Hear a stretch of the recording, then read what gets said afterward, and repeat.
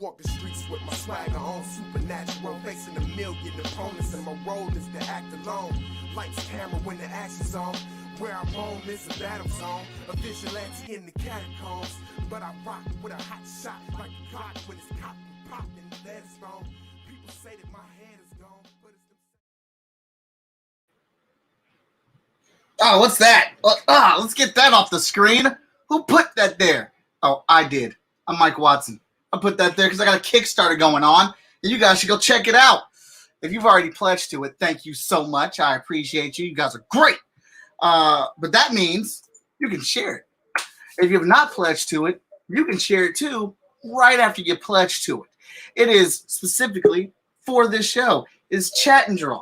And you're like, well, what is this show? I don't know. This is the first time I'm watching it, Mike. I don't even know what it is. Oh, that's great. It's okay. It's a show where I sit down and I draw at the virtual art table, and across from me sits a colleague or two or three or maybe 15, because that's how I roll.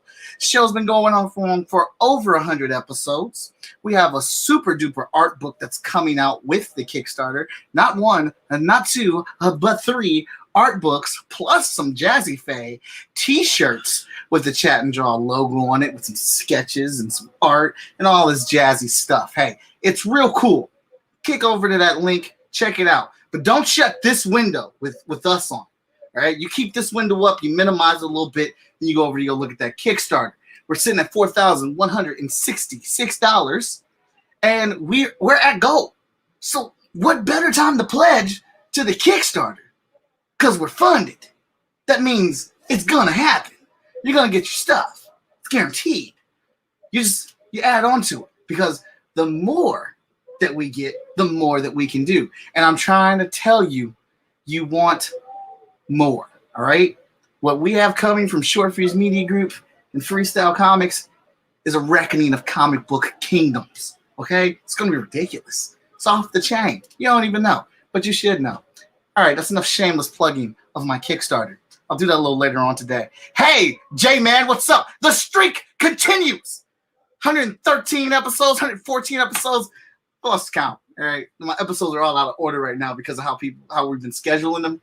It's crazy. I've been trying to make it work for everybody, but we'll get it through. All right, J-Man's in the building. What's up, J-Man? Good to have you. Good to see you. While you're here, we are streaming live right now to Facebook, Twitch, and YouTube. And I did all that stuff. I did all that pitching for my Kickstarter. And you're probably like, well, who are you, guy? I don't know who you are. That's okay, because I can answer that question. I am the publisher of Short Fuse Media Group, the founder of Freestyle Comics, 1/4 of the agents of the nerdy, and the most enthusiastic person in comics. Mike Watson, your host today and every day that we have Chat and Draw right now. That's what we're doing here. I'm feeling real frisky, man. Look, let me tell you, I had a little roast beef before I started this show, right? My wife cooked this roast beef. Ooh, tender. That mug fell apart. Soon as I stuck the fork in, just meat collapsed. It's like the movie just said, I'm done. And I ate it. I did. Had some potatoes and carrots. Danny, I had carrots. All right? There. They were baked.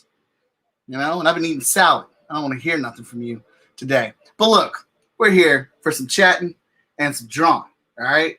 Now, I'm very excited. This is a project that I've been working on for, I think, maybe almost a year. Almost a year. Look, almost a year. And I have not been able to show nothing. Dude, it's been killing me. This is a project I'm working on with Veronica Smith, the killer with the colors, and Danny Cooper, editor-in-chief supreme of Freestyle Comics. Danny's on the letters, Veronica's on the colors, and I'm doing a little dabbling with some writing, but I'm doing the drawing. That's the heavy lifting that I'm doing. And this project is real cool. We got 2 mini books done, and we're working on a 3rd one right now. I'm actually going to be working on a page live while we talk on it. But we actually got a full house tonight. We're waiting for a couple more people to get in here or whatnot. Let me check my messages, make sure I have not missed anything. Oh, yeah, we're rolling on Twitch. We're rolling. Yeah, I think we're good. All right, so let me bring a couple of these cats on out here. Let's quit playing games. Let's dive into the show. Here comes a new challenger. Oh, what's up, everybody? Hey. Okay, we got newcomers up in here. All right. So first off, in my top right corner, let me do it like this because I've been doing this. Oh, there goes somebody else. Okay. All right, I've been doing it like this. So we're gonna do this in order. Veronica Smith is the lead colorist and head honcho comics. Veronica, let everybody know who you are and what you do.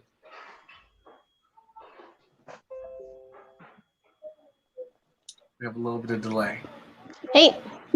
There we go.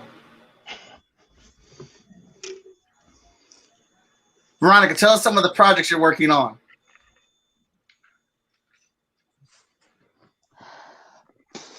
Let's see. I've got Nick Davis's like, what am I not doing right now? Right. Working on drawing a couple books for Nick Davis, his teddy bear tales. I do all the art on that one. Let's see. Just finished off Blackmore #2 for Echelon. I helped create that one, and I'm doing the colors. Got Eater Messias drawing that one. Let's see, just finished #2 for that one. Let's see. And then just started another one called Ulrius Jewels for Echelon. And then almost done with colors on Zero Event.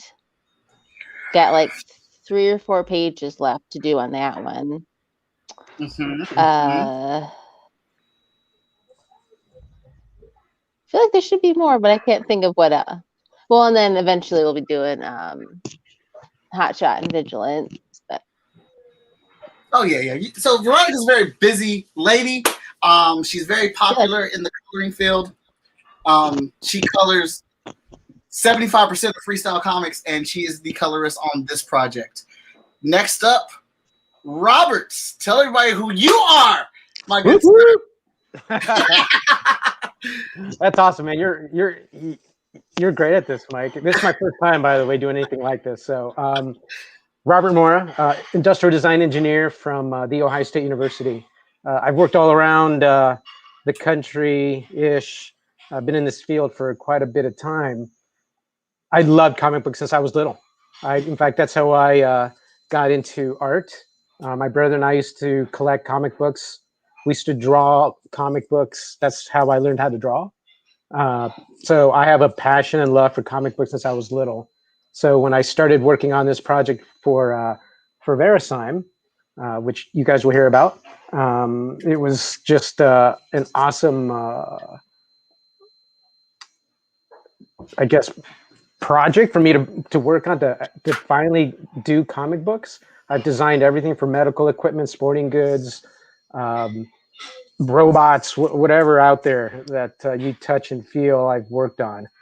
So for comic books was something I'd never done. So I love it. It's Sebastian, who's my nephew, you'll get to meet her in a few minutes, owns and runs a company called Verisyme, and I run and own a company called Koala, Awaken Koala, which is a design studio, mostly doing web design, graphic design, product design. And in this case, we're doing graphic in the comic book area with the help of Mike and his team. So it's been an awesome experience. I loved it. And this is something that I hope we keep going and doing for a long time with you guys. So thanks, Mike, for letting us invade your space in this podcast. Hope to do it more often and do more of what comes in the future for Captain Verisyme. Awesome. Let's get Sebastian up here. You're on mute.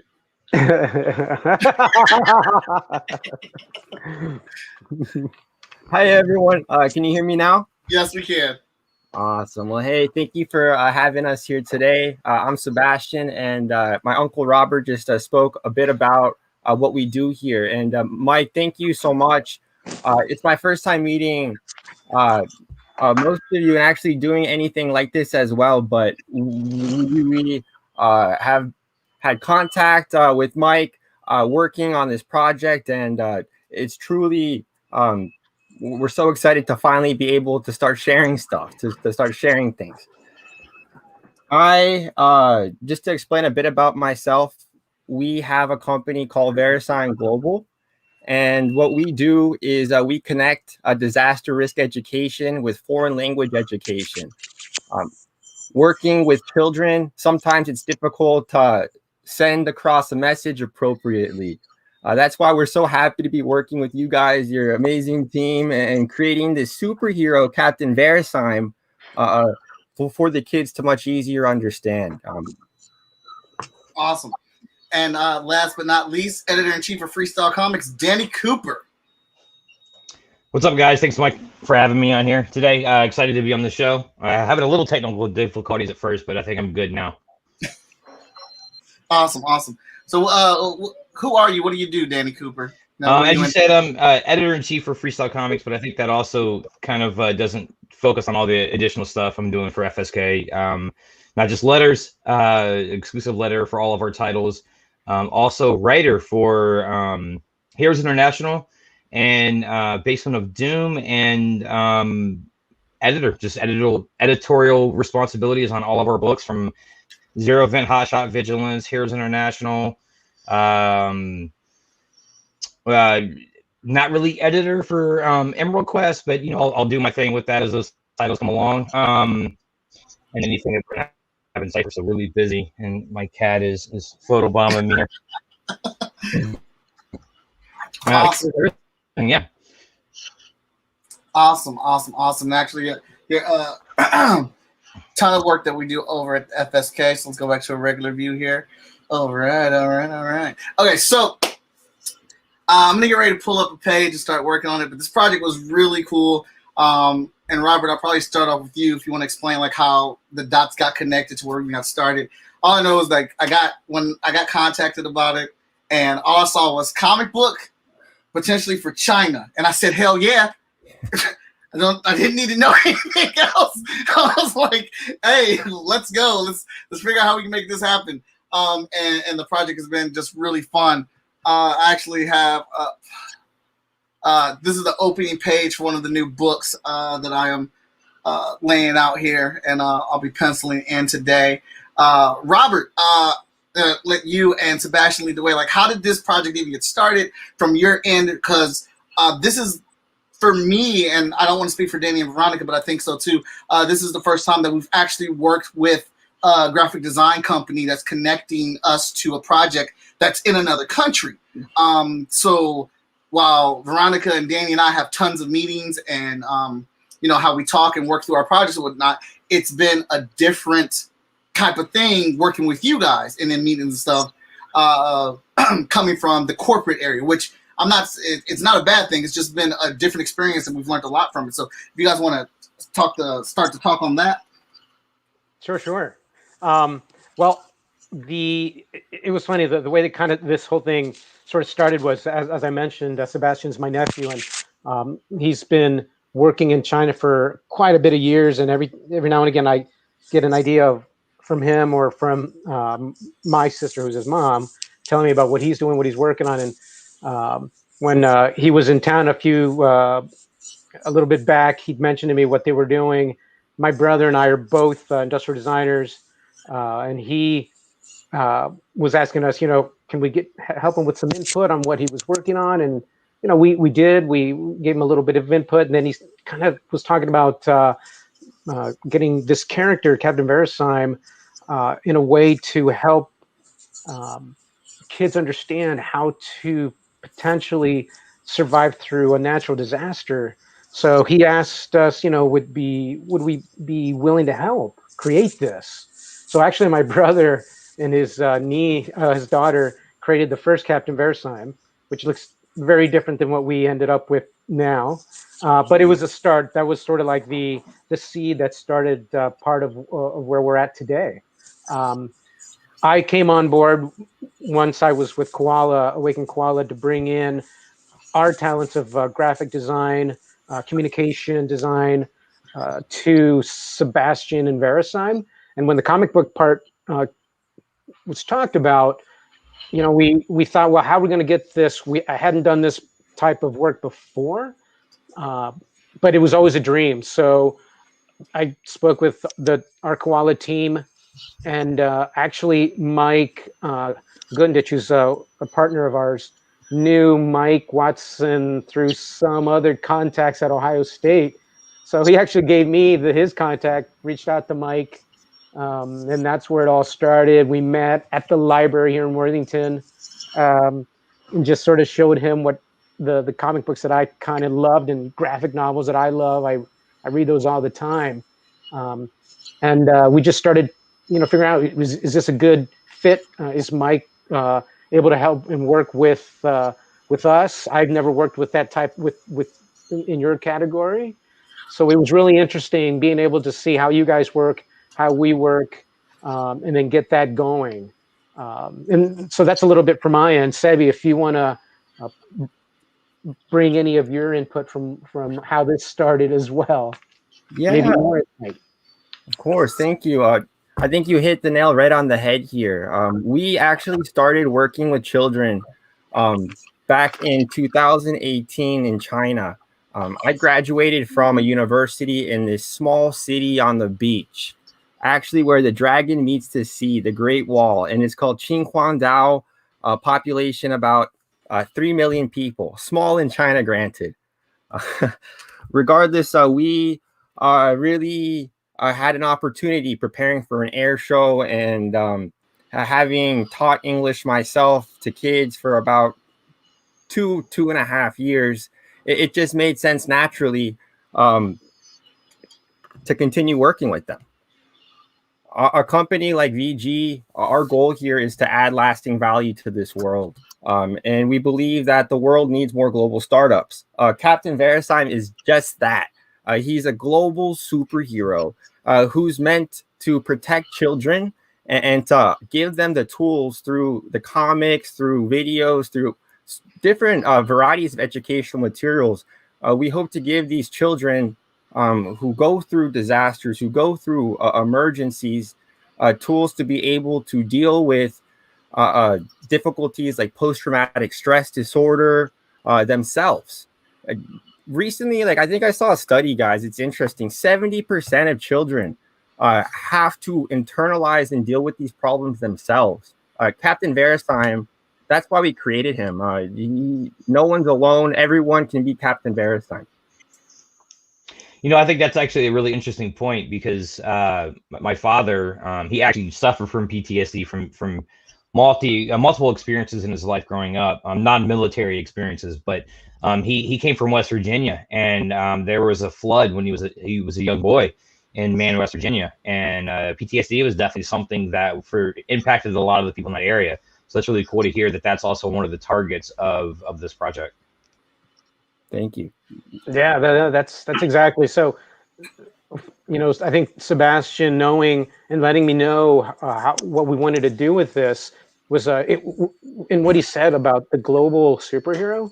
It's something that we're so used to seeing superheroes very Americanized, but we wanted to create sort of a hero that could be a global hero that could help everybody. And that was one of the things of how do we bring the design, the art into a character that looks somewhat global. We didn't want to make him look like your typical, a strong-looking, muscled-out superhero. We wanted to have him look somewhat. Maybe he's not, a thin character. Maybe he's a little more, has a little more stout to him, more like maybe a real person might be seen around. So we were trying to bring a little more humanity to the character from the input that Sebastian had given us, because we tried a couple variations of the development of Captain Verisyme through the months that we worked on until we finally hit that final one.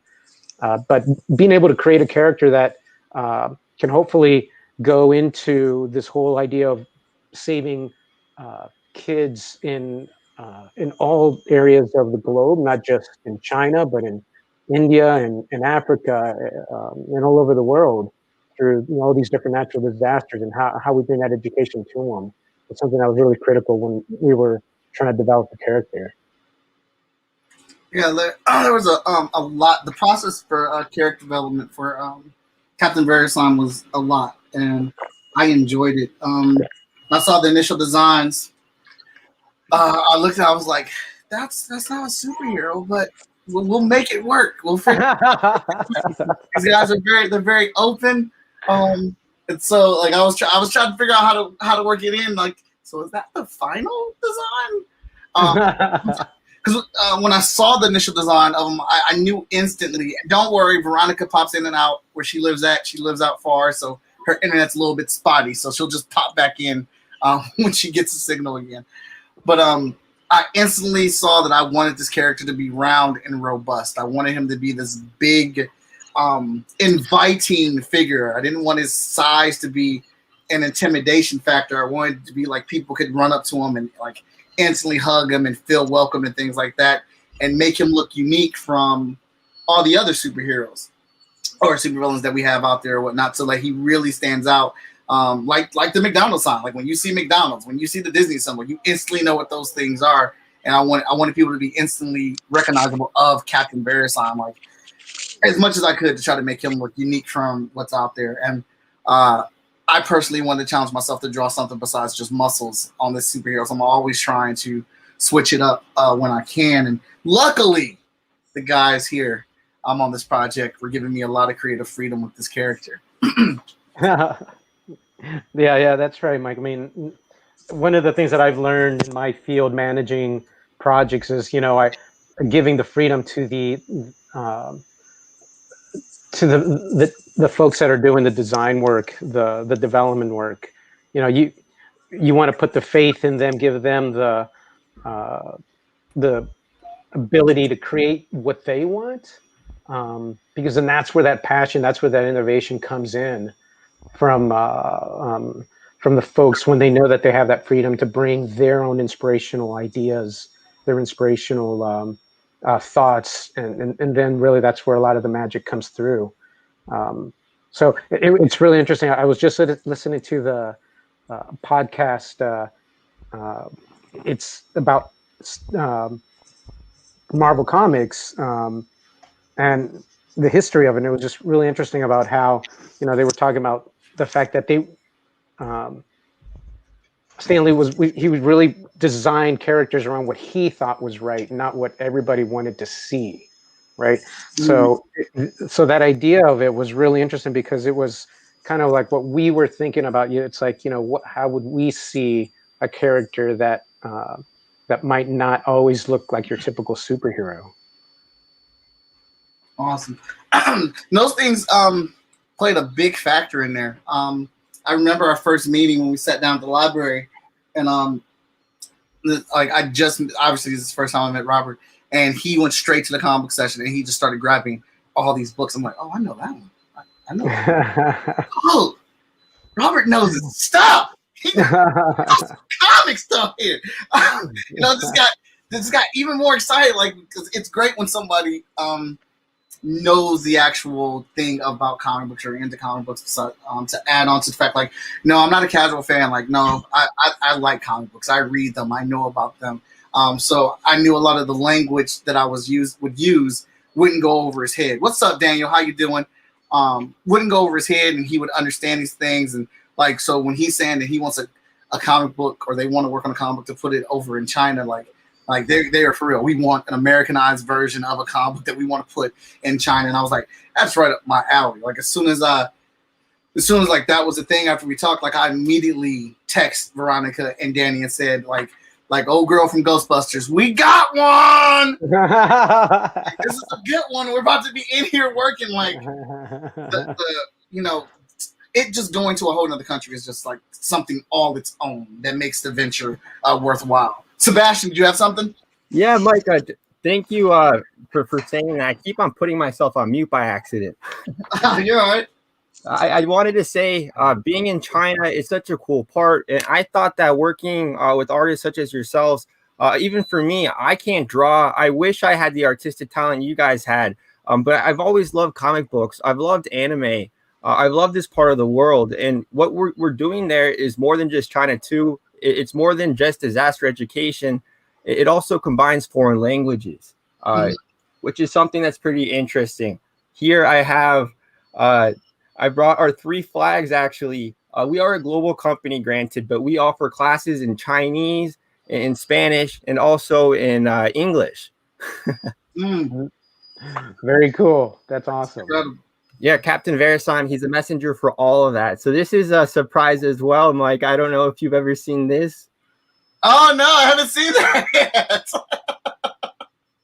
This here, it's a prototype. We want to hopefully make him as good as he looks in the comic books one day. So remember, one of the things that we wanted to do was, or one of the issues was, we wanted to create two versions of Captain Verisyme. One, which is what Mike is drawing now, and another one was the plush version, because we wanted to. We had this sort of challenge from Verisyme, from Sebi, saying, can we do two variations in a way that the plush version might be a more interest, maybe a way to get the younger kids to be more accepting when they see that plush version, right? So that was another thing that Mike and the team worked to help us get to that plush look for Captain Verisyme. Yeah, that was certainly a major obstacle, just dealing with children of varying age groups. We focus more so on ages 3 to 18, but as I know, you guys also know, teaching an 18-year-old compared to teaching a 5-year-old is just so completely different in the methodologies, in the information that you share.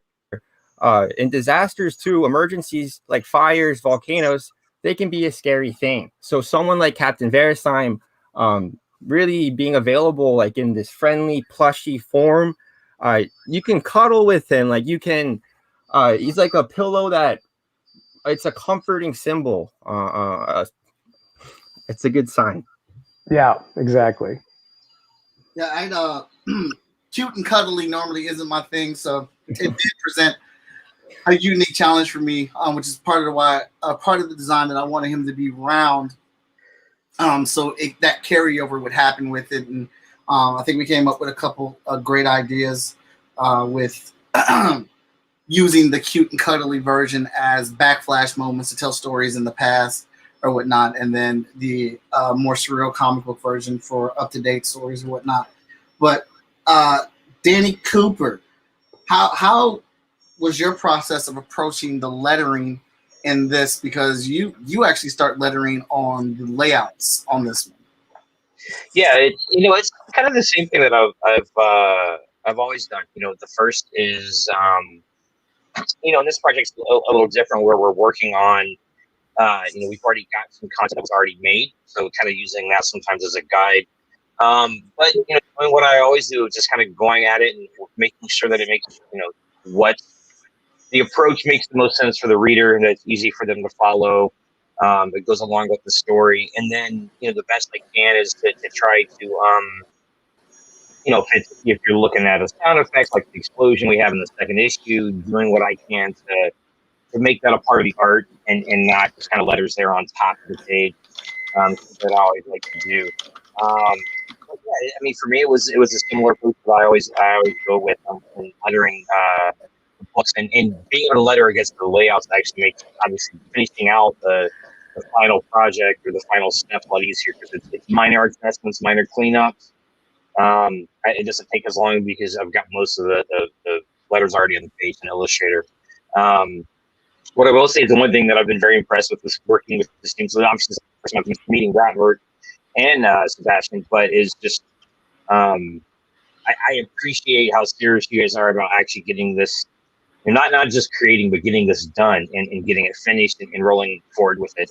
So that's been nice, and just making it a priority to hurry up, get the work done, and move on to the next one. It's been a fun approach, and I love working with you and Veronica. It's we've worked on several projects like this, and outside of what we're doing at Freestyle Comics, and I gotta say, I think the three of us work really well together, and it's always a pleasure being able to work with you guys and put some letters on top of the artwork that you and Veronica are creating. Awesome. I definitely agree. Which it was a no-brainer for me when I said, like, when I was approached about this, and it was like found out that we were actually doing this comic book, and it'd be a series with some pinups and stuff like that. some of my favorite parts about this is like the collaboration between Veronica and I and Danny. It is almost like silence. Like I can draw the pages, put them up there. Danny can letter them. Veronica will just start coloring them, and like there's literally no communication between us besides, hey, the pages are up there. Like we've worked together and done so many projects together. We know where to pick up where the other person leaves off. And like if something is said is just like, all right, say I saw this and this didn't look right. So I can fix it, or do you want to fix it? Like that's pretty much it. Like we've been working together for like 5 years now on different comic books and stuff. Veronica, whenever you can put in there, like what has your experience been like coloring this book versus any other ones? Because you know this one is in a different country or whatnot. Has that affected your coloring style? I feel like it really hasn't. Okay.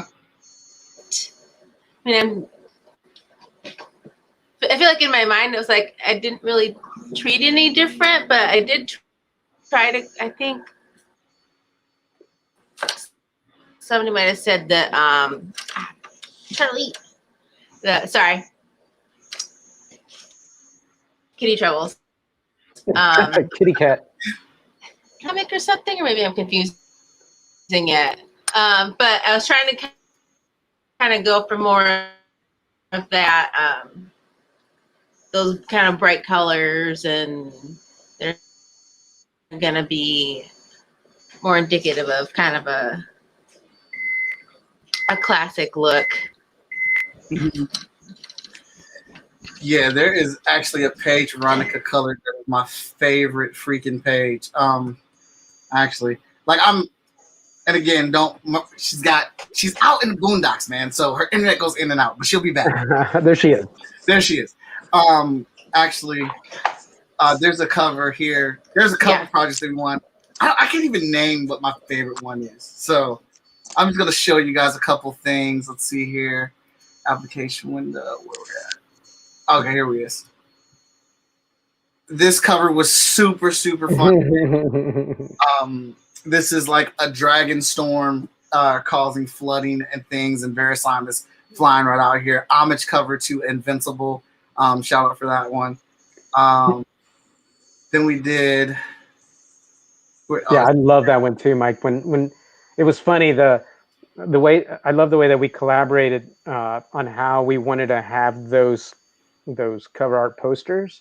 And I think that to me, the collaboration is my favorite part of an entire design project. And I'm just saying design in general, right? Whatever I'm working on.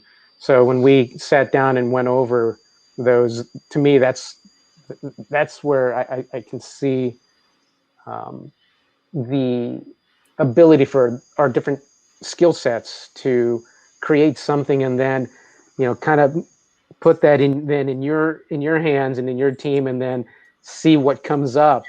And when I saw those, I was like, damn, those are awesome. And that page, yeah, I love that page. This is one of my favorite pages that Veronica colored. Like I love the colors. Like it's a simple, straightforward layout or whatnot, but like she killed the sun, how it's rising in there because it's supposed to be early morning or whatnot. And like here goes Danny with the letters. And this is one of my favorite things that Danny does in the letters. If you see in that fourth panel, instead of like putting that, like just the way that those letters are looped back there and they're kind of a little bit transparent, but it matches the crowd reaction. It's like Danny just has a really good knack for like doing that for the sound effects. And it's like it's like his art form that he takes to another level that I just really enjoy very much. And so these are just some of the pages of one of the book before this one that we did. That top panel took me so damn long to draw. Oh my goodness. Well, all that detail, of the nuclear facility there. Heck yeah. I mean, it was worth it in the end result, but long time to draw. But it turned out awesome. Thank you. Here's an example of what we're talking about, like a little bit of the transition. This is our main comic book style for the book for whenever we're telling stuff in present time. And then this one we get a little bit more cartoony, and that's our cartoony, cuter version of Captain Verisyme when we're having a backflash moment. And here's the letters. Like, it's amazing. And if you guys tuning in and watching right now, if you don't understand how much each level of this like just adds 100 to the comic book, then you need to go study some more comic book stuff, because that was just a color page with no text on it, and now you get the text thrown on top of it. Like, it absolutely completes it, and like the lettering is just as important as the artwork or the color work or whatnot. So, which is why Danny does the letters or looks at them at the layout stage, so we can figure out the proper spacing for the letters so they fit on there, so it's not all jam-packed or whatnot. And Danny, you did an incredible job too with the lettering, if I have to say, for the Mandarin, the Chinese. I've personally never read a comic book in Chinese or bilingual before, but you made it work, and we're really just excited. The pictures you showed, Mike, those are my favorite too. I love the explosion with the words and the waru. That right there, that whole boom, like Veronica gives it like that heat value that's coming in here with the smoke and the fire from panel 1 onto panel 2 and 3 or whatnot. Like, that's there. Like, it feels hot, but then you get the icing on top of that bad boy, and it becomes one. It's a symmetry, and it's just fun seeing all this come together. I think this is like my second favorite page because we're introducing our first villain in that one, and like that's fun. Like, it's like being, I don't know, man. Like, I wonder if this is how the Marvel execs like have their meetings about their comic books. So like, we'll be sitting there, Robert and I'll be talking about the story and what we're trying to do and whatnot, and like I'm quiet for 2 minutes, and all of a sudden I just explode. Like, I got it. Here we go. So let's do this, do that, and like. These guys are cool, man. They pretty much just let me do whatever comes to the story. Well, I think that's the, like I mentioned, managing projects. I think the best way to manage a project is to allow your team to create and to be, to bring out their best work by letting them do it and not micromanaging every little detail. I think that's really where projects succeed, allowing the team to bring in their talents and their skills. Mm-hmm. And then whenever Mike and I would sit down, or said when we would sit down and talk about something, and then Mike would just be like, I know, I got it. And then be like, it was awesome. So it's classic Mike right there. Yeah, absolutely. We've had a lot of creative discussions just in general, and that's exactly how I can see that happening. So yeah, I've had a lot of those light bulb moments with Mike. They're great. And I feel like, and I think this is something that's happened subconsciously, and then I feel bad for Veronica because then I draw all this stuff, and then she has to color all this stuff, like that. That storm dragon thing, like I used a whole new brush on there, and I know everything was not closed off because I left someone open for that smoke. I know Veronica was cussing me out when she was coloring that thing. Well, hopefully she enjoyed doing it, though. I did. That was one of my favorite ones too. Man, it's hard doing these things because I want to make it like it's fun for me to draw, but like as I'm laying it out or working from the script, I'm trying to make it like I want it to be something dope that Veronica's gonna enjoy coloring. Like when she sees the page, she's like, "Oh, this is gonna be fun." Like for me to figure out how I'm gonna get into this and like it's not boring or mundane. And then at the same time, like where can we put the sound effects at for this? Or like I don't even like I just leave a spot saying, "Yeah, these are sound effects," because Danny is really good at making sound effects and writing them out or whatnot. I think Mike just likes to have me sitting at my computer making weird sounds, trying to figure out what it would sound like, and then visualize it in letters. I do. Good time. Oh, Rogue Squadron podcast in the building. What's up, y'all? How y'all doing? And if anybody has any questions, please ask them live. We will answer your questions or whatnot. I'm actually doing a pretty good job of monitoring both while drawing. Nice. So Sebastian, how do you even get a project like this? How does this even unfold? And my second question would be, how do you pitch this in a meeting saying this is what I want to do? You know, it's a combination of many things. If you asked me when I was a kid what I wanted to be when I grew up, I would tell you my favorite movie is Twister, and I want to be a weatherman.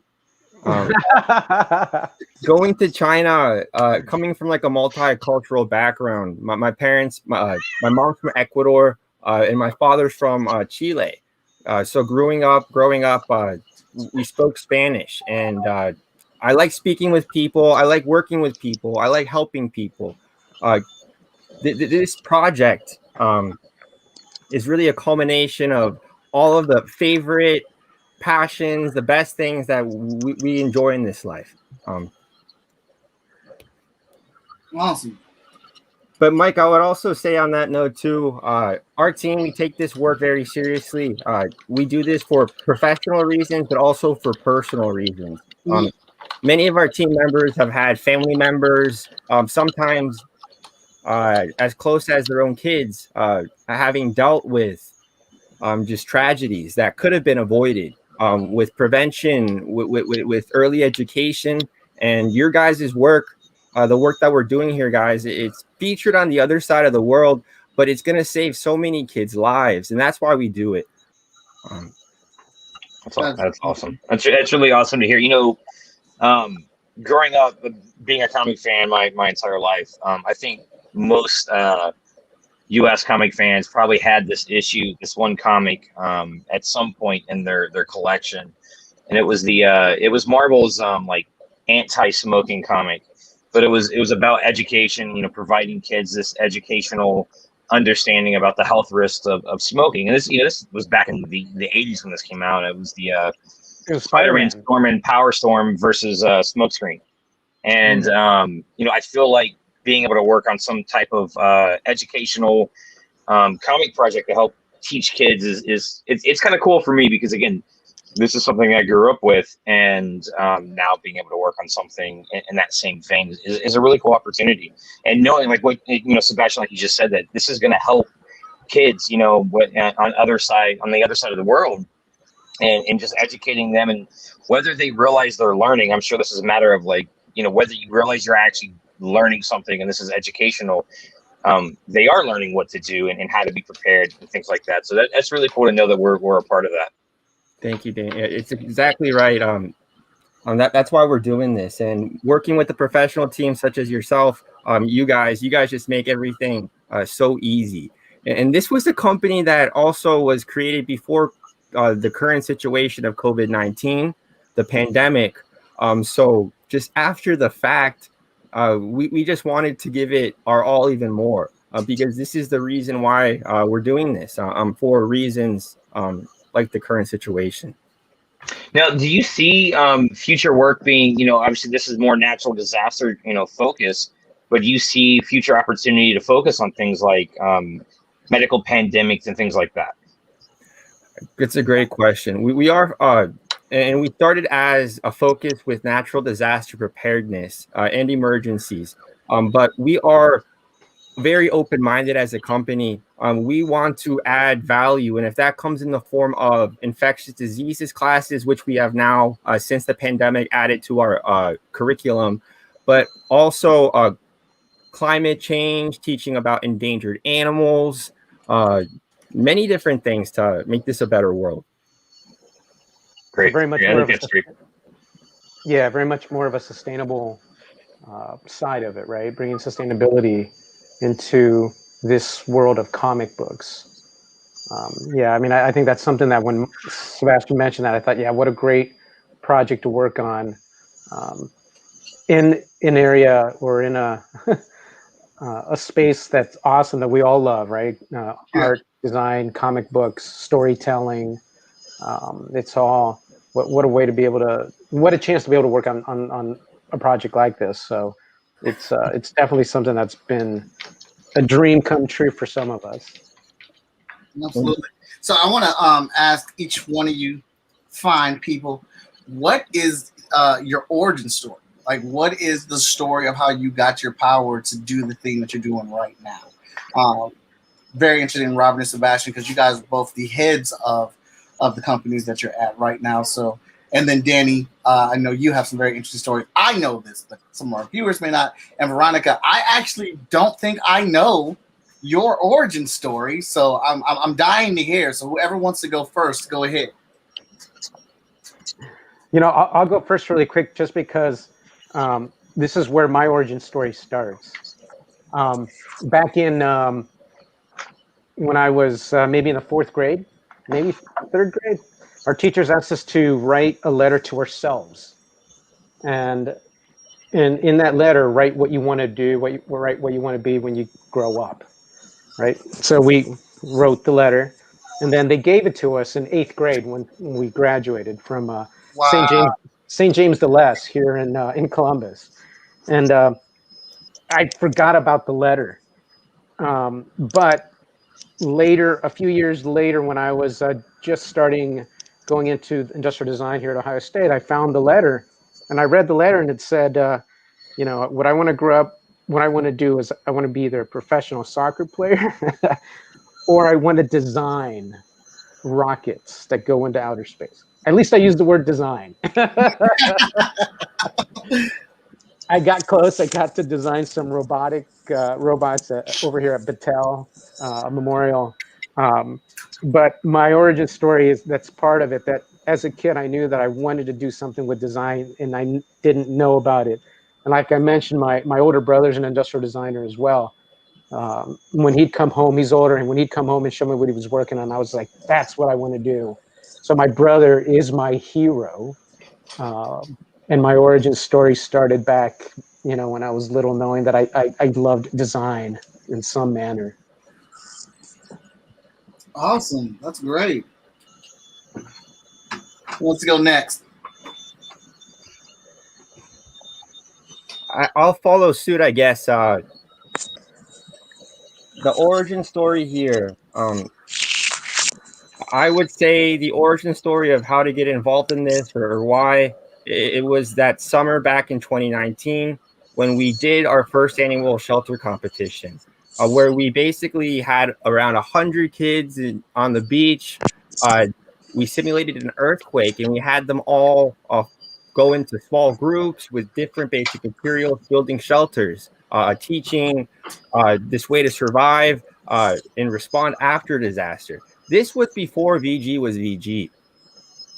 We were a logistics market research company back then. And just from this one event, a moment really stuck with me when a young mother approached us in tears, and she was crying.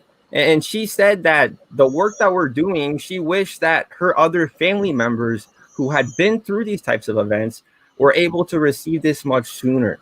Now, when that happened, and after like the air show mini events, I remember walking away with Rasul Kosekov, my friend from Turkmenistan. We finished this class and we said, holy crap, this could be something. And that was when we had the class. Now we have the messenger. And this is certainly a way to make kids pay attention. Awesome. Veronica?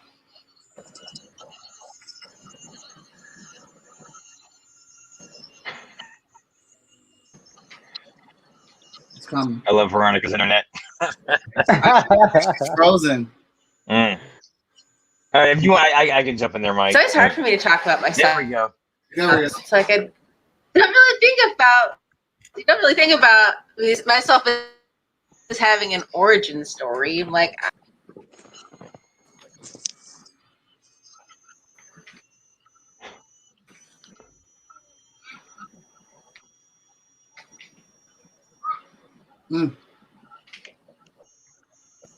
So we're gonna go with Danny, or do you want me to go? Oh yeah, I can try to. No, you go ahead, Veronica. Yeah.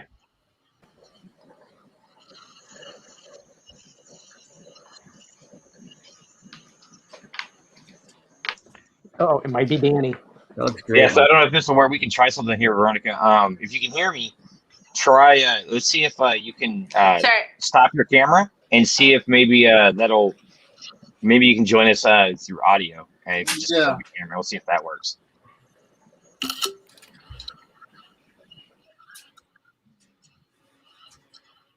Are you there with us?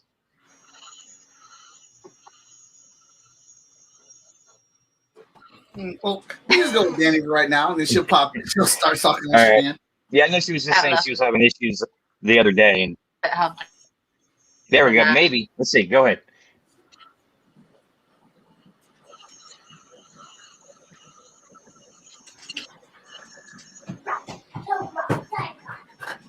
Yeah, doesn't sound like. Okay, I'll dive in. So Robert, my origin story is kind of similar to yours. My brother was my hero. So growing up, my brother was about 6 years older than me, and he was into comics. He loved comics. He actually had been diagnosed with leukemia probably around 10 years old, and so he spent a lot of time in the hospital, a lot of time in the house. He couldn't go outside, so he what he could do was draw. So he drew all the time. He fell in love with comics because you go to the gift shop and what was always brought up to him was some type of new comic that was down at the gift shop, and he really fell in love with comics. And him being my older brother, I wanted to be just like him. So I remember at 6 years old is when I first. It's weird. Like I have this very specific memory at 6 years old where like he handed me off one of his old used sketchbooks. There wasn't a lot of paper left in that sketchbook, and I remember finishing a drawing of Spider-Man that he had drew, and he wanted to be an artist for Marvel Comics, and that also became my dream and my goal. And unfortunately, at the age of 13, I was about 7. He lost that battle with leukemia. So at 7 years old, like a classic, superhero type story or here, like I vow to achieve this in your memory at 7. So, it may not have been a very realistic vow and promise, but my love of comics never stopped. And it really directed my life from a young age, from the friends I've made to the colleagues I have today. And it took a while before I got to the point where it was like drawing comics may not be my thing. I love art, but maybe drawing comics isn't my thing. Worked with Mike and several other artists in the Columbus area, and eventually broke off with some friends, and we did it started out as a button company making pinback buttons called Mutant Cactus. And I started designing. I did probably well over 100 designs for that. And it was just kind of more of a getting my artistic outlet and being happy with that while working a 9-to-5 job. And then that was really successful. And then we branched into doing Mutant Cactus Comics, and we produced. I'm sorry. I don't mean to be rude. So, like, when he says really successful, he had an ongoing deal selling these buttons in Singapore, that they were buying them on a regular basis. So this isn't Danny's first situation with out of the country sales. So we're not going to just speed over that. We're going to give you your flowers on that. Appreciate that. So yeah, we branched off and started we did our first comic called Tales of Awesome. And I did, that was the first book I ever lettered, and it was terrible. I just not good. And then we started working on a comic strip created and drawn and written by Robert Gant called Blue Collar Invasion. And I started doing letters on that. And that I would say is where I really got into not just doing letters, but really starting to approach some type of like an editorial approach, cleaning up artwork. It really got to where Rob would write out the story and he would kind of pitch me the final art, and then I would clean it up. I'd put the letters on it, and then we'd post it online for our weekly strip. And then right around that same time, at one point, Mike, Hotshot issue 5 came out, and he was looking for someone to do letters, and it was like, hey, do you want to do letters on this? And that's where I'll say I fell in love with actually lettering comics. Fell in love with the sound effects, and it's been interesting. It's kind of almost been this double-edged sword, because now I overanalyze letters in books, and it can pull me out of a comic, and just when I stare at like these letters are not as good as they could be, and I recognize that first and have an appreciation for anybody that letters comics out there in the industry, and the importance that role has on between the reader and the story. The importance between the the writer, the artist, the colorist, and making sure that everything they put on the page, from the storytelling aspect to the tone based on the colors they put on the page, and doing my best to make sure that those letters complement that. They don't take you out of that setting and that feeling, that emotion, and just kind of help bring it home. And if I need to clean some stuff up, if it's making sure that the story's actually being told in the right manner. That's actually how I got into editing. Was as I continued to do letters for Mike, it got to a point where I was getting to the we would get to that lettering stage at the very end. A book was done, and I was kind of brought in at the last minute to do letters. And it's like, hey, what's here on the page isn't really matching what's on the script. And it allowed us, we worked with a few writers in the past that wrote novels, and they were just breaking into writing comics. And it gave us an opportunity to say, all of this is not going to fit on the page. There's a lot here. There's a lot of context that's being applied that we need to take out, because the pictures give us that context. Let's break that down. So Mike and I have had a lot of sessions where it went from, we've got a final page, we've got a script, let's go through this and let's do some cleanups. And it's just kind of grown from that to the point where I've now found myself as editor-in-chief, and allowing Mike to kind of hand that responsibility over to me as he focuses on being publisher for Short Fuse.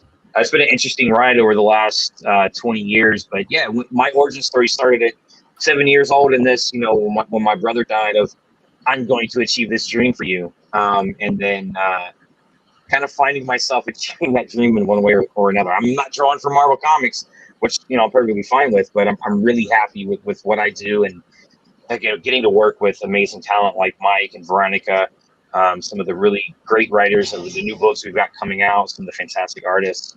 It's very interesting to see how things work out. Two things. One is my brother's best friend growing up. He still kind of he lives in the Ohio area, like kind of near Columbus, and we linked up a while back just through Facebook, and it's really cool hearing from him. And he's like, "Your brother would be so proud of you if he knew you were making comics." I'm like, "That's an awesome feeling." And the other piece is very interesting, whether you believe in psychics or not. My mother actually went to see, there was a famous psychic here in the Columbus area called Tanahoy. I don't know if any of you guys know him, but he was on like WNCI a lot with Dave and Jimmy and things like that. My mom went to go see him years ago. Very, very skeptic of the experience, but this was probably 18 years ago. And it's weird to me is one of the things the guy told her was that I would be creating comics and I'd be okay when I got older. And kind of here I am, which is interesting. But yeah, that's my long-winded origin story here. Well, Danny, I think you guys should work on that comic book right there, your origin story. I think that's a beautiful story, man. Thank you, I appreciate that. Oh yeah, dang! We got a little bit of time left. So this new issue of Verisyme, we followed the classic routine. We had an action-packed jumper to get you on board, little quip, some action packed and whatnot. Second issue, we graze over with some hints of the origin story, kind of give you a feel for what Captain Verisyme represent, what he's here for. And then the third issue, we punch you in the face as we start to really dig in. As you can see, I think this has become my thing because I didn't even realize this until I started talking. But every third issue that I have ever worked on, where I was drawing it, the character is dead in the first page. I swear to God. This is the opening page of Hindsight number 3. And yeah, I was thinking that I was getting kind of a yeah. I didn't even realize that. So I'm sitting here drawing this. I'm like, I've done this before. So I think this is just going to be my own running gag whenever I'm drawing a third issue of a book. But we have Verisyme laid out, all right, completely laid out. He's done some pretty fantastic things, and for something to lay this guy out like this, you are immediately pegged and curious and like, what's going on? and I'm probably drawing something that's gonna annoy Veronica, but I'm trying to draw these little raindrops in the water because it is raining. It will be raining on top of him or whatnot. So we're going to dive deeper into his origin, and this is going to be one of those classic switcheroo stories, which is I'm very excited about. And this one, I don't know, Robert. Like, how would you describe like the creative process between all of us here? Because I know like Robert set up a system that I do very much so enjoy, but then like he sets up the system. It's kind of like we go off this chart, and then we loosely plot it, and like a day or two later, I've written it and done the layoffs off of our meetings. So, like, how would you describe how that works, Robert? How would I describe it? Very organic. No, it's funny. That was one of the things that I had to get used to working with you, Mike. In my field, working in the corporate world or working more with engineers and scientists, when we're putting together teams to brainstorm over a concept, over a solution, we're trying to solve a solution, right? There's this very, I don't know if I'd say methodical way of doing it, but there's a process of how we do collaboration. Mm-hmm. And because of COVID, luckily I was doing online collaboration working in my last company because it was Nestle's a global company, right? So I was working with designers and engineers globally on projects. So we would do things online quite often. But when we started working with Mike and in your team, it was a little bit of a departure. It was not as, let's say, stringent of the steps that we were taking. So what I did was really loosened up the way that I would work, or how I was accustomed to working with other talented folks like yourselves, and letting your skill sets, letting your guys' team be a little more, or lead a little more, and then seeing how that worked out, which I think it worked out pretty well in the first one. Second one, that's kind of where we started using more of the digital whiteboard. Yeah. Where we have an online version of Mike and myself and Sebi looking at images, looking at what we want to do. As we're three of us are brainstorming in this digital whiteboard, all of us are bringing in images, started telling the story of how we want to do it. One of us is, writing text. Another person is bringing in images or examples of other comic books into this big whiteboard, which to me it is sort of how I work usually with other in other projects. So it was still bringing in that methodology that I used to work in the past, but a little more loosely with the digital whiteboard and with the collaboration of you guys. But the interesting is then once you, Mike, send me sort of an update of those pages, and then I take those pages and then I don't want to say putting them more in a corporate language. Yeah. I'm used to putting them into a way that I put them in PowerPoint in a presentation of, this is just because to me, it's like, I have to be able to, if I can understand what I'm seeing with, some text, some images, and then sending that to the Verisyme team, then I'm hoping that they can understand what we're putting together, making it easier for all of us, the artists, the designers, the managers, management team, Sebi's team, all of us to understand what we're getting from the beginning to the end. Because one of the things that sometimes happens is, is that telephone game. It could make a project really be detrimental.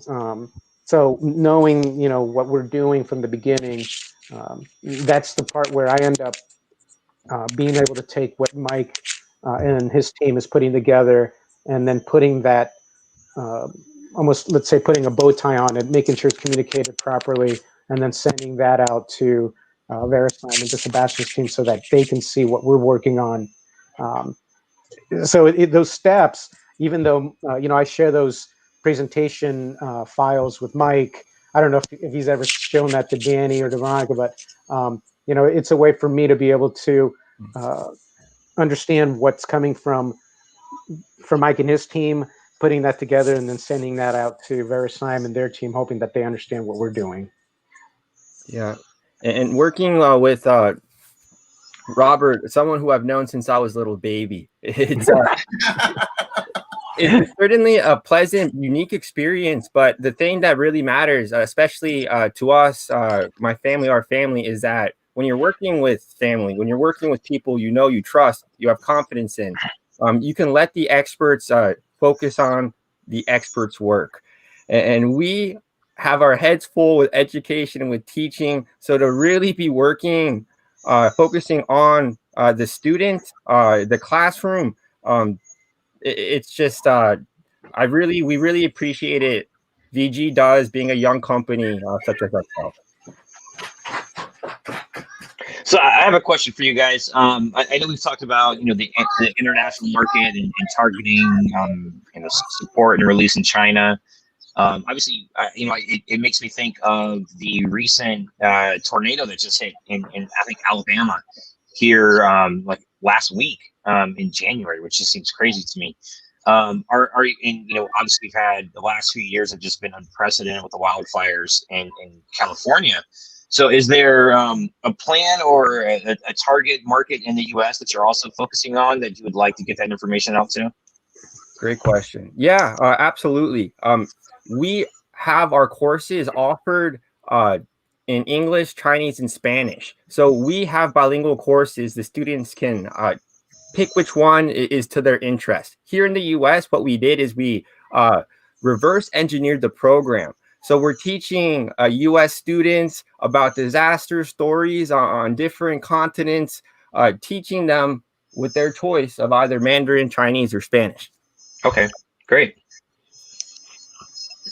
Yeah, it's interesting for me. I mean, I think a lot of times we tend to, just in general, people tend to only not look too far outside of their bubble. I think where Mike and I live, we tend to have, weather-wise, it's not, Mike's from Cleveland, so he's used to heavier snow than what we typically get here in kind of that Columbus, Ohio area. But we tend to luck out with weather that's not too crazy. So, flooding is not so much of a concern, or not that we don't get tornadoes or things like that here, or severe, intense snow and things like that. But sometimes I think it's hard for us to look outside that bubble of what we're used to and what we experience to understand the importance of that education. And I in my 9-to-5 career job, I work with a team in India, and they're in 4 different locations there in India. Specifically, our teams in Mumbai and Chennai. They've had issues with typhoons hitting, and it's very eye-opening to me and learning about what their experience is like, and what they have to be prepared for when those typhoons hit several times a year, being there on the coast. So I think this, really happy to see this type of work being put together, and giving kids, not just kids, but anyone that may read it, a chance to learn about how to be prepared for these disasters. Thank you, Danny. Yeah, Columbus. Actually, I went to Ohio State, go Bucks, and Ohio State's on the same line of latitude as the city I used to live in, Qinhuangdao, China. So we have like similar weather experience. Of course, Qinhuangdao's on the beach, but a fact that not many people know is that the continents that are most affected by disasters, natural disasters, are actually the North America and Asia. For every one disaster that happens in Africa, 10 happen in the US, in North America, 15 happen in Asia. And in China alone, 200 million people are affected every single year by these things. Sebastian, what was the fact you told me, like, that I think you said that China, like, is the one place in the world that has the potential to experience every single type of natural disaster? You got that. Every single region in China is affected by at least one type of natural hazard. And China has every single type of natural disaster. except for volcanoes. But volcanoes do occur in Taiwan. They do occur in the ocean there. So China does have that, but not on the mainland as much. That's crazy. Lucky we live in Ohio. I know, like I was driving home today and I was on the phone with my brother Victor, and I was like, man, I don't like these roads right now. He's like, what, Mister? I'm from Cleveland. No, roads is like Cleveland. That's the problem. When I'm driving in Columbus, it's on easy for me. But now these roads is just as bad as when I was back at home. God, that is, oh man. You know, another cool thing for education, our FEMA was created back like in the early, like let's say 1960s. The equivalent of the Federal Emergency Management Agency in China was just established in 2018. So their FEMA, they're dealing with disasters. This is a whole new focus, and they want to become leaders. So let's give them some tools to do that. Yeah, that's right. Yeah, I was really surprised, Sebby, when you mentioned that to me, that China had just started putting some of those natural disaster education in their population. You know, you would have thought that they would have been doing that quite often, especially with. I grew up loving Godzilla movies. My brother and I used to watch Godzilla Saturday, afternoons, the black and white versions. And there always seemed to be disasters going on in Asia. You would think that they would have had some, FEMA-ish type of organization. So that's interesting because I think I'm done here, fellas, with this first page. Beautiful. Looks really good, Mike. I'd like to do that replay on there. It'll actually do the layout for the whole book. I do. Something I just started, like I do the layout on one page and just separate the layers so I can have that video to play how I lay out the entire comic book. Oh, and not, which I'll give to you guys too. But since I'm done with this page, and I'll be sending it off to Veronica for colors. Who you got? Team Kong or Team Godzilla? That's how I'm closing it out. I'm gonna have to go with Godzilla. Robert? I was just watching the new Godzilla on Netflix, the animated, which is really awesome. I would have to say Godzilla because he's unstoppable. Veronica?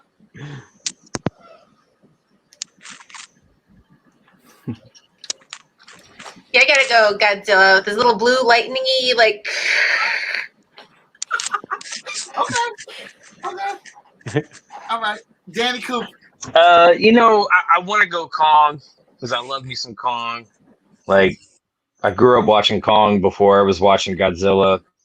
But after, if we look at just the continuity of the last 2 or 3 movies, if we include Skull Island, Kong does not stand a chance against the radiation and the powers of this Godzilla. Plus, he doesn't have T-Rex arms.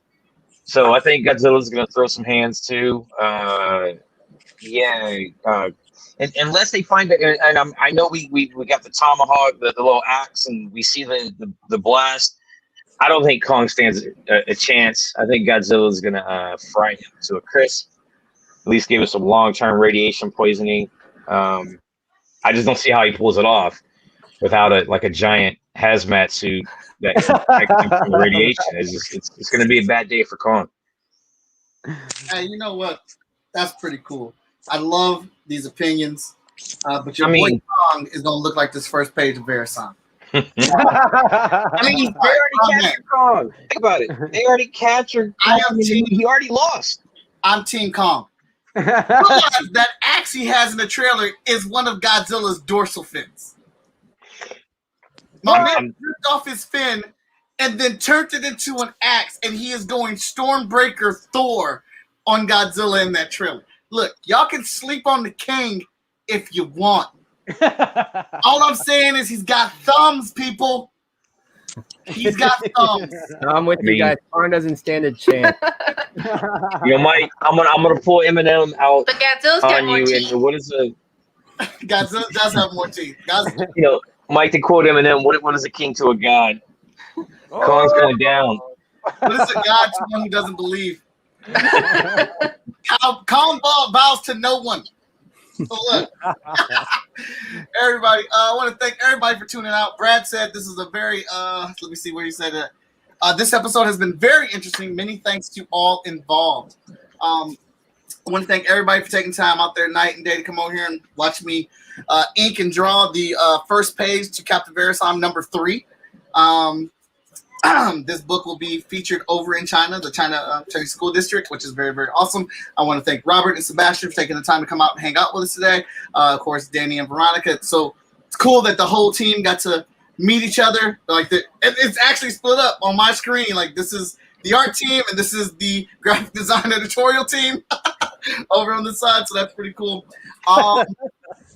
If you guys have any closing remarks, like where can people find you on social media?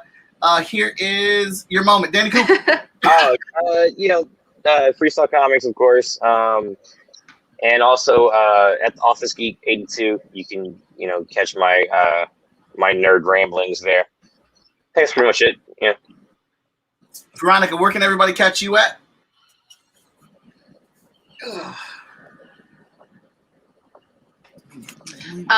Besides the Freestyle Comics Facebook page, I also frequent Instagram quite a bit. Wrong corner. V_Smith 84 is my Instagram. Besides art, I have a lot of pictures of cats and food. So if you like cats, food, and comics, come find my Instagram. Awesome. Also, Veronica Smith is coloring a good portion of the Chat and Draw art book. She is doing all the covers, and then she's got a stack of individual characters that she's coloring as well. So you want to pledge my Kickstarter so you can get some more of her beautiful colors on top of my work, because she is boss. Sebastian, where can people find you at? Yeah, you guys can check us out on Facebook or VerysymeGlobal.com. VERISYME Global.com. I already put it in the comments for you. Hey, thank you so much. And it's been fantastic to meet the full team. We've seen your guys' work, but you guys are, in your stories as well, are as motivating, as incredible as the work you guys do. So thank you. Awesome. And Robert, where can everybody find you at? I'm more old school. Definitely at the koaladesignstudios.com, our website, obviously, for Koala. You can find me on LinkedIn as well, Robert Mora. But those are really it. I really need to get on the other social media platforms. All of my partners are like, you got to, get on there. But I don't have the time. But I should. I understand. It is a lot of work. And you can find me on all social media platforms as Most Epic Arts. That's where I be at. That's where I reside at. Most importantly, is I put the link for Verisyme in there, and I put the link for Koala Designs in there as well in our chat. You can catch me at that link for the Kickstarter. The Kickstarter is on and popping right now. If you did not know, I got the Victor Dandridge Moana McAdam perk going right now. You can get Wildcard Chronicles #1, The Trouble with Love #1, and a preview of Never Too Late #1 for pledging to my Kickstarter. These are free comic books, people. Free comic books that you are getting just for pledging.